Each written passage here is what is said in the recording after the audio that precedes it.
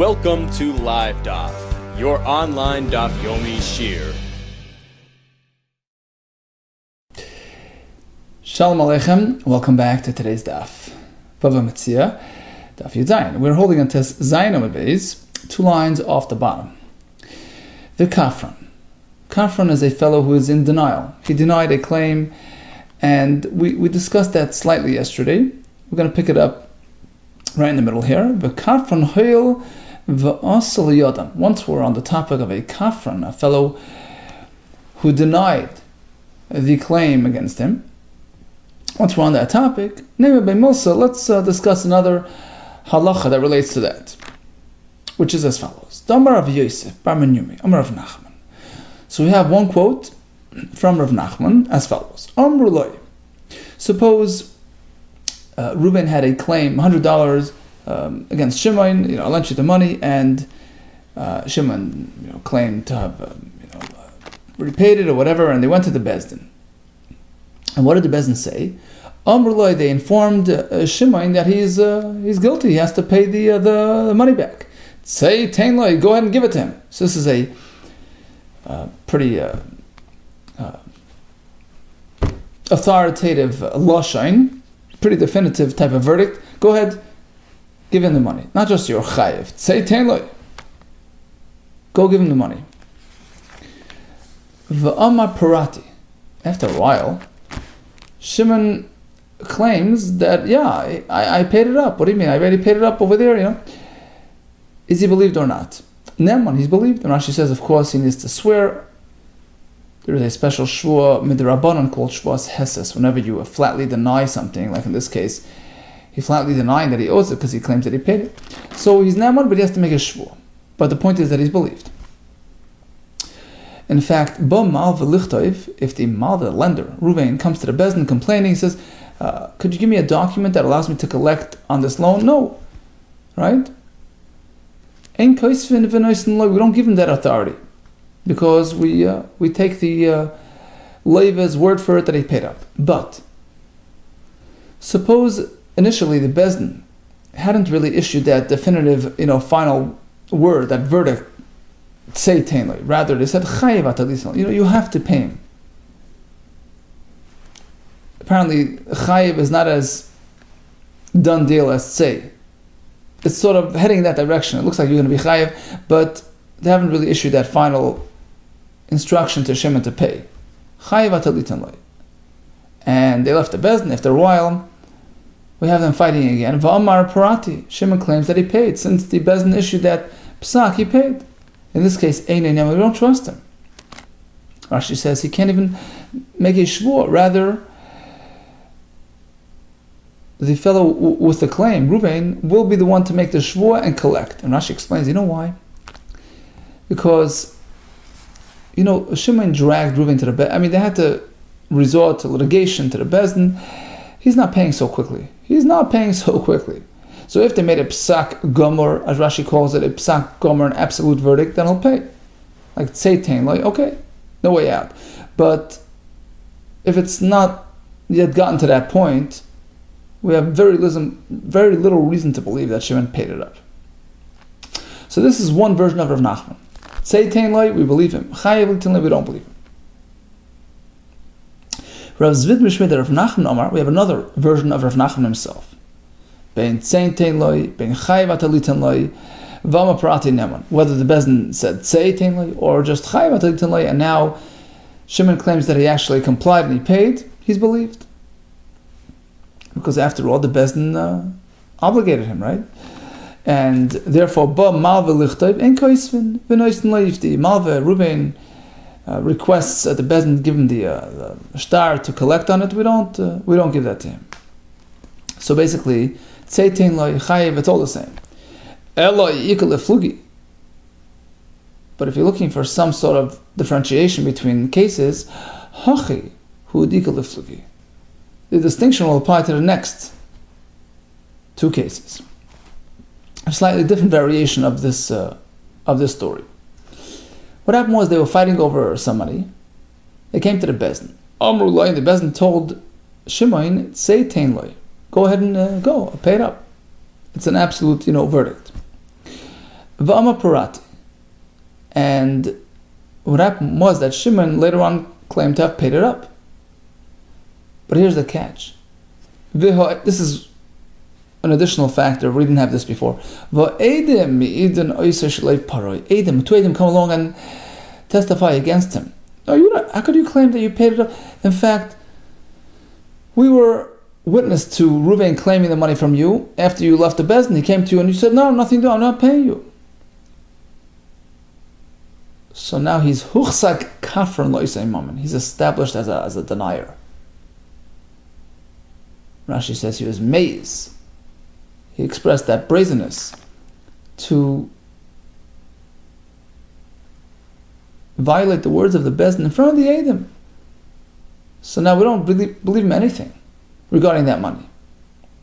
However, suppose initially the Bezdin didn't really issue that absolute verdict, say. They just said chayev, which is not considered psak din gomer yet. And the whole story happened, va'omar parati, and Shimon then claimed that he complied, that he paid, and the Eidim disagreed, va'edim idinoi seshlei para, and the Eidim testified against him. We know that you didn't pay, right? V'chazer v'omar parati, and then he comes back later and says, I actually did pay afterwards. Lo yuchsak kafran loisei mammon. In this case, he's not so bad. He's not an established kafran. You know why? My time. Why? Because since the Bezdin merely told him chayav, didn't tell him to say. So then when he was pinned against the wall to pay it, he just, denied it, and he claimed that he paid, because he was just it was a delay tactic. Savar, he was thinking, what? Wait it out a little longer. Maybe the Bezdin will come around and side with me, right? After all, they hadn't really concluded 100%, right? So he figures, I'll give it some more time to allow the Chachamim to delve deeper into the topic, and perhaps rule like me and side with me. So bottom line, according to this Girsa, it's actually flipped around. If the point was Seitain Loi, and then the Eidim testified that he refused to pay, he's a kafran, because he's going against the word of Bezdin. But Chayiv Atalitin Loi is not an absolute verdict, in which case we don't treat him like a kafran. Okay, here comes a new story. Amar Rabba Babrachana, again, the name of Rabbi Yehuda. Mani Libi Yatcha, where's my $100? It says Reuven to Shimon. V'Allah Imer, Shimon responds, nothing doing. Ein lecha biyadi klum, you have no money by me. The Eidim come and testify that in fact Shimon owes that money to Reuven. And now Shimon turns around and says, actually, a day later he says, actually I paid it up since yesterday. Do we believe him? No. He's an established denier. He's in denial. Because once he denied and was proven false, you can no longer trust him with this whole story. And we have a story which expresses this point. Kiha, as per the story involving a fellow named Shapsoi. The Shapsoi bred the Rabbi Marinus. He was the son of Rabbi Marinus, and he had a daughter-in-law, and he wanted to help her. He wrote for his daughter-in-law, Itzto the Milsa Uksavasa. In her Ksuba document, he added a certain garment made of clean wool. Itzto the Milsa, expensive garment, which she brought into the marriage. Vikibla, and apparently it was a father-in-law, he accepted it upon himself, meaning he took responsibility that in the event of divorce or whatever, she'll get it back, or he'll compensate or reimburse her for that value. Okay, that was his personal commitment to her. And eventually she was divorced or whatever. Irkas Ksuvasa, she lost the Ksuba document. And now it was just all, his word against hers, right? It was verbal. Amrlu, and the fellow said, no, it never happened. Never happened. I never committed to such a thing. And he was proven false by witnesses. Also, Sahadi, two Eidim came along, and they said, 100%, Ksasav law. Of course he committed to her in writing. He's a liar. No, a little while later he comes around and says, actually I already paid her the money. Do you believe him? No, because once he was in denial, we don't trust him for anything anymore with respect to this story. Asal came to Rabbi Chia, he says, I can't believe you anymore. Why? Because you've established yourself as a kafran. You've gotten that denier label regarding this garment, and basically, until you actually pay it up, we can't believe you. Amar Abin, Amar Belo, Amar Yehuda. Suppose Shimon owed Reuven an oath. Suppose he was a Bava Metzia, so whatever it is that triggered that shvuah.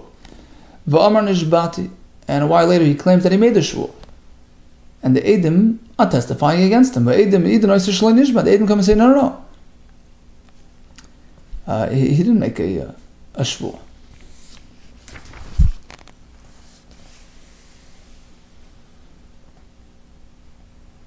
How did I know that he make a shvuah? So we could say the same like Rashi said before regarding the denying the claim that the Eidim were witness to Reuven demanding that shvuah, and Shimon, refused. So bottom line is, they see he's not on that shvuah track. Okay, he's not planning on making the shvuah. Then he comes around a day later and says, I did make the shvuah already. Do we believe him? No. Huchsak kafran, like shvuah. Regarding that shvuah, he's a kafran. Okay, so this is Rav Abin, right? Amru kamed Rabbi Avohu. This halacha was presented to Rabbi Avohu. Amalu, and he responded with one comment. Mistaver milsad Rabbi Abin. It makes sense that this halacha that you just told me in the name of Rabbi Abin is only applicable in the following case. Shenuschayiv shvuah bebezdin.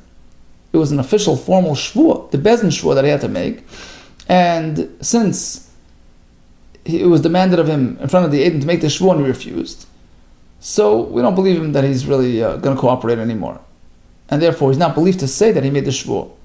Aval chiyav asmei shvuah, but suppose it was a personal shvuah that he himself offered to make; it wasn't imposed on him. So it's not really such a formal type of thing. In this case, he can come around and say, "I made it." Ne'emun. Although he refused to do so in front of the Eidim, so what? It can happen that a person will give him a hard time, and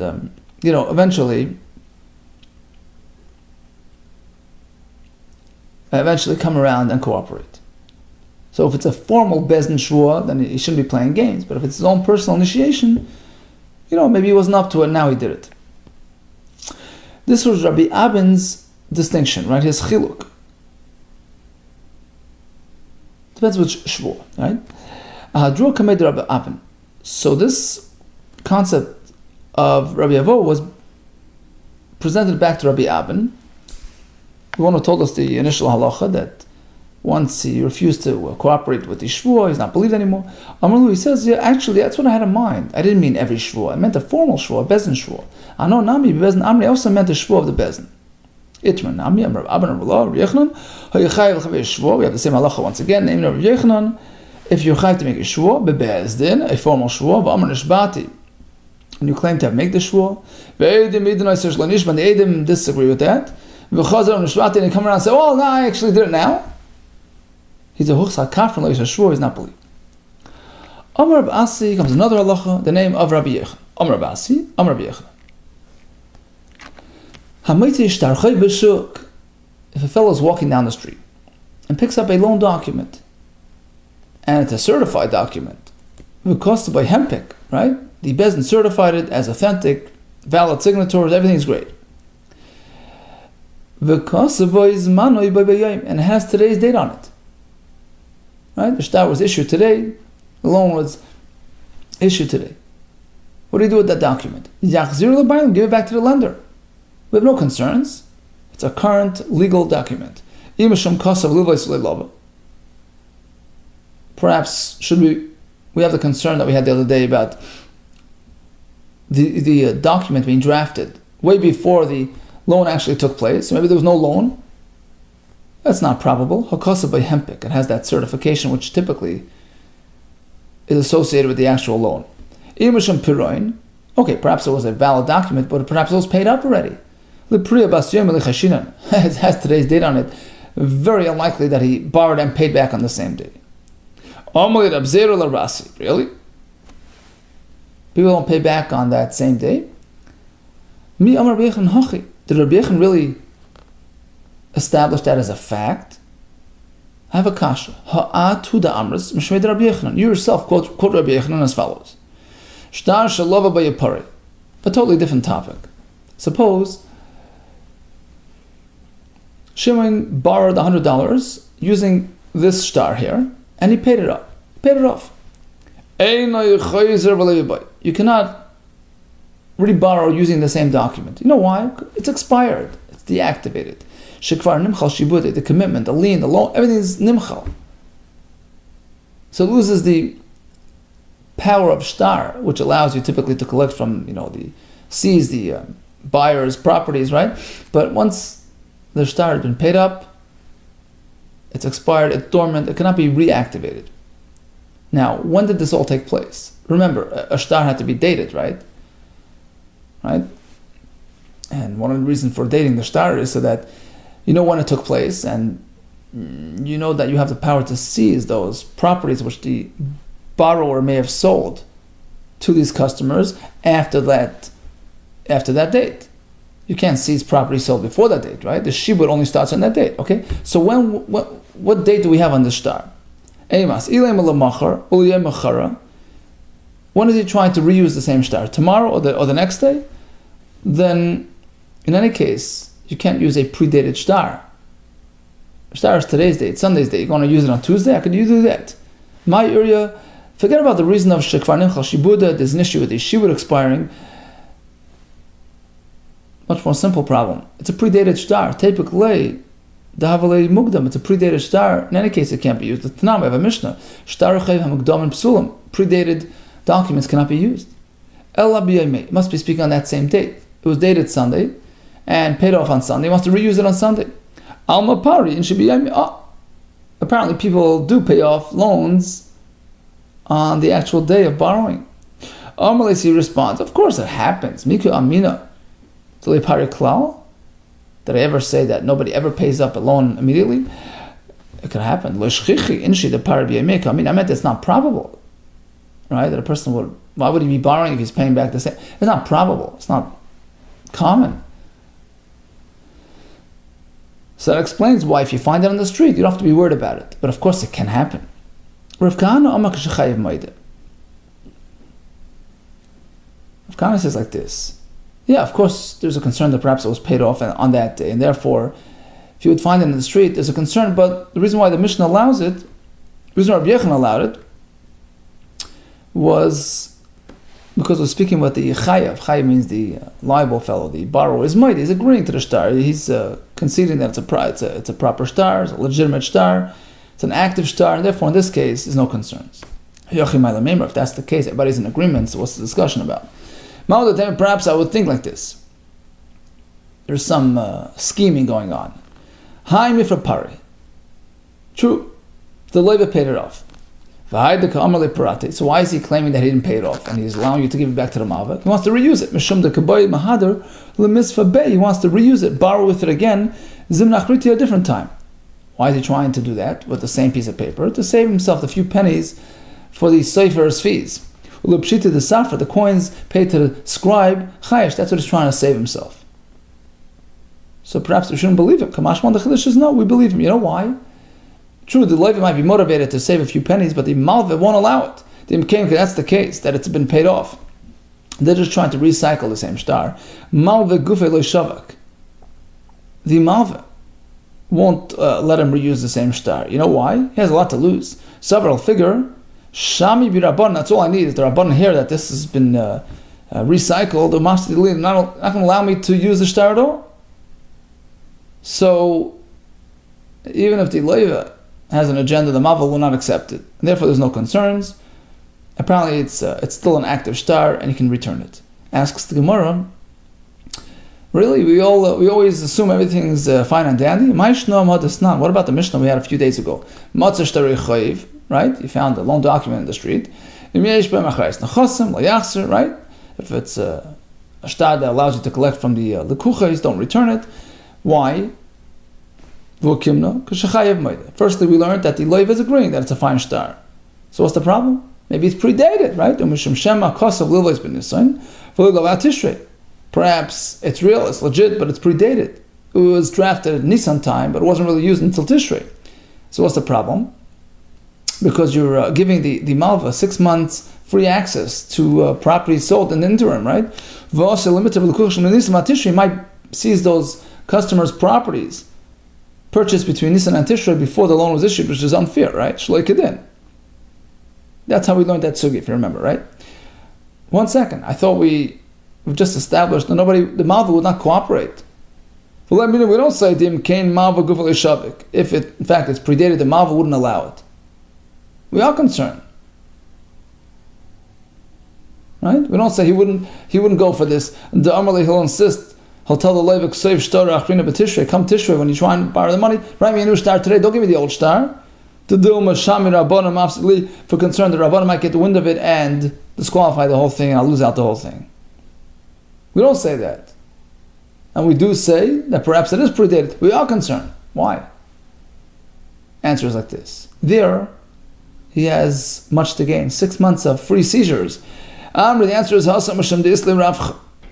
in that case where the shtar was written Nisan but only borrowed with Tishrei, he has 6 months of free privileges. The Qatar of Lekuches Nisan and Tishrei can seize those properties purchased between Nisan and Tishrei. There's a lot to gain there. So perhaps the Malva will cooperate with the Leva and go along with this predated shtar. He's pleased with it. He won't complain, he won't protest. That's our concern.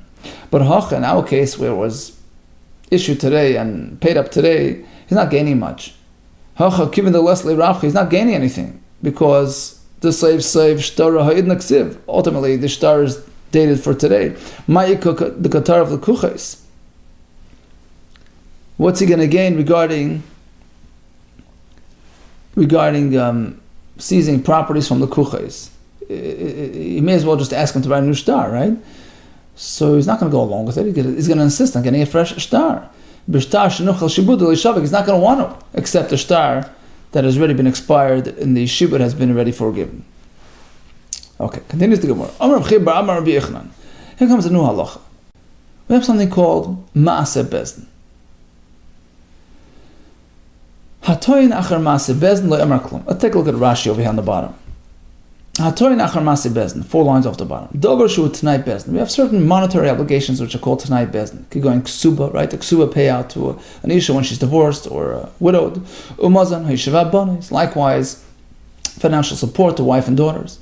Hatoyin v'amar parati. In all these situations, if the obligated fellow claims that it's all paid up, shaloi be without any proof, lo emar klum, we don't accept it. These are established chiyuvim, which you can't just, wiggle out of without proof. And the Gemara explains my time. My time, says the Gemara Amud Beis. My time. Why can't you deny it? Kol Maaseh Bezdin k'mada nokesh tar b'yadei dami. A Maaseh Bezdin is as potent as a monetary claim documented in a document. Meaning, even if you don't have a document for these things, but it's such a given that these claims are outstanding, and you can't just, absolve yourself. It's like the other person has a shtar against you. That's a great point, but don't we already have this in a Mishnah? Mishnah isn't ksuba. So it's your get, ksuba. Suppose she produces the get that she got divorced. She doesn't have a ksuba document. Does she get the ksuba payout? The 100, 200 that she's due for the ksuba? Yeah, go ksuba. So she gets the ksuba payout even though she doesn't have a ksuba. What do you mean? She has no proof that she's owed the money. The answer is, it's a given. She was a married woman. She's now divorced. Tonight, Bezdin, we assume it's unpaid until paid. Amar, so Rabbi Yechon responded, of course it's a Mishnah, but Ilav, he responded with a saying, Ilav the deloylach chasp, if not for me picking up this pottery, this piece of shard of pottery, you would not have discovered the treasure beneath it. Loy mashkachas marganisa to say, you wouldn't have found the pearl beneath it. Meaning, I opened your eyes, and now you found it in the Mishnah. Because otherwise you could have learned the Mishnah differently. Let's see, how? Amar Abaye, my marganisa. Meaning, basically, Rabbi Yehuda established this point that a Maaseh Bezdin is a given, and you're guilty until proven innocent, so to speak. And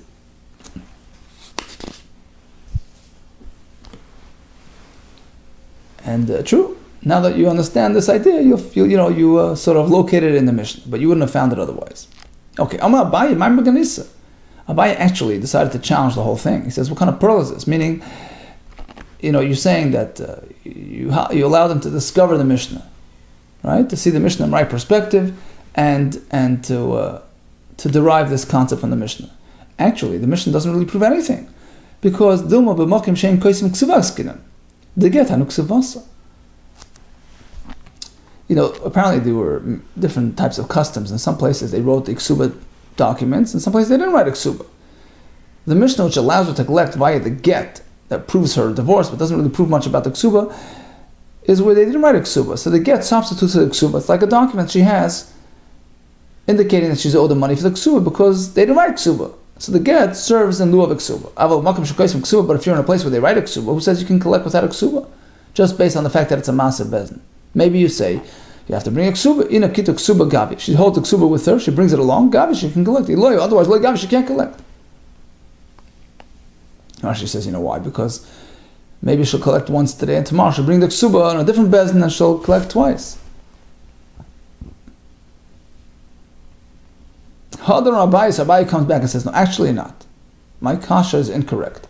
Lav milsei da'amri. My challenge is untrue. You know why? Because if you'll propose that Mishnah, which allows her to collect without the ksuba, speaking because they didn't write a ksuba in that location, but if you're in a place where they write ksubas, then you need to bring the ksuba along, unless she's actually holding the ksuba with her, bringing the ksuba along. That's the only way she'll be gaiva. Otherwise, she won't be gaiva. If that's true, then things won't work out properly. You know why? Almana min ha'irisin my gabya. Suppose an isha was merely engaged, irisin, right? And then her husband passed away. And we're assuming that she's entitled to the ksuba payout. Based on what is she going to get it? Right?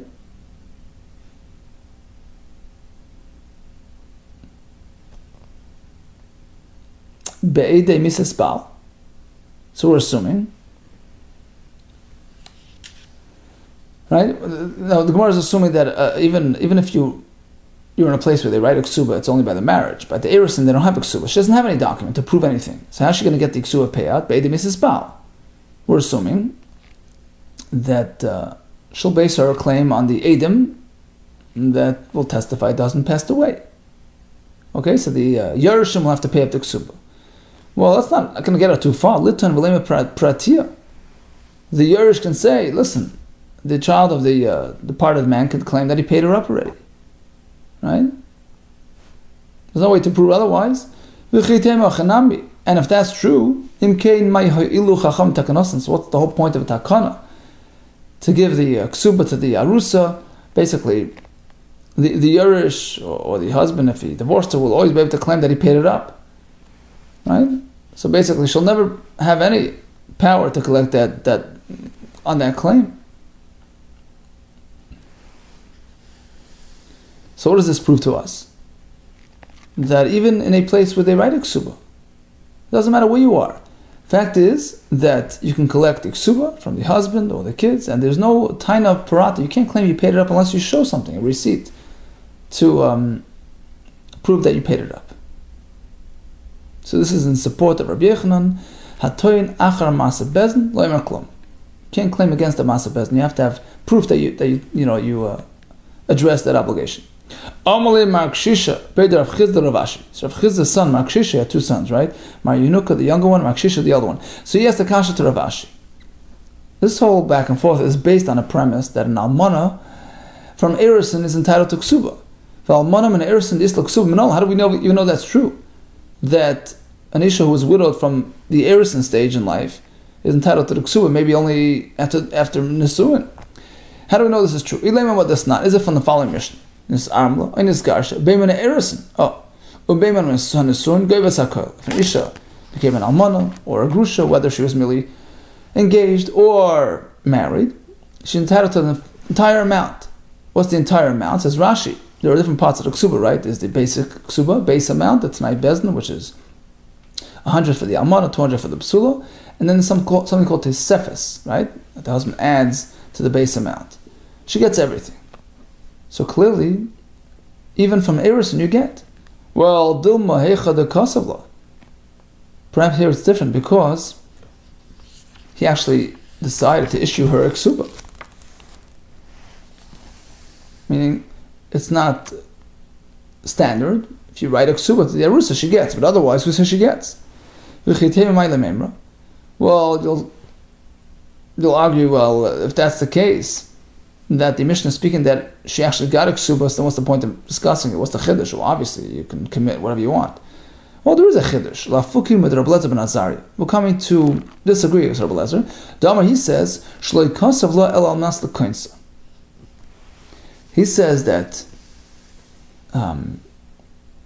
regarding the base amount she gets, even before marriage, but the tesefes was only on condition that he marries her. His mindset was, if I marry you, you'll get the tesefes. So that's his shita. So that's why the Tana came and told us this halacha, meaning, I disagree with Rabbi Lezer ben Azariah. That, she's entitled to the full amount, the base amount, the extra, even though she was merely an Arusa. The Ekanami, and in fact, the Lashon in the Mishnah indicates that there was a written commitment. It says that she gets everything. What do you mean everything? The cost of law. So of course, if he actually wrote her a ksuba with the base amount and the extra, so we have extra included. That makes sense. She'll get everything, even the tesefes, because there's a ksuba which indicates that he committed to tesefes. But if there was never any written commitment, so there was no commitment to the bonus, to the tesefes. What does the Mishnah mean? She gets everything. What do you mean everything? All we have is the base amount, which is the default, standard amount through the Takanas Bezin, right? Mono Masayim with the Isla. She only gets the base, 100, 200, not the extra. So bottom line is, this Mishnah speaking where he actually issued her a ksuba, he initiated, he willingly did it. We have no raya, however, that an almana coming from Erison will be entitled to the ksuba without, the written ksuba just based on these, the standard takanos chachamim. We don't have no raya at this point, but we're going to try to prove it from another Mishnah, another halacha coming up soon, Be'ez Hashem, tomorrow. Okay, so in summary, we discussed an interesting thing called huchzak karfan. A person can establish a sort of a track record as a denier, in which case he's no longer believed regarding that, the context of that dispute. We had, many different cases and variations when we apply this concept, when we don't. It can apply to a monetary claim, to a shvuah claim. Then we discussed when we're concerned about a shtar having been paid up, when we suspect that perhaps the malva cooperated with a paid up shtar, if it's to his gain, when we don't have that concern, when it's not to his gain, then we proceed to Rabbi Yechon's halacha, hatoyin achar masa bezin. For instance, he's claiming that he paid up a ksuba, lo yamar klum, unless he can show a receipt, the claim is considered to be outstanding. All the best to you, Hatzlacha Rabbah.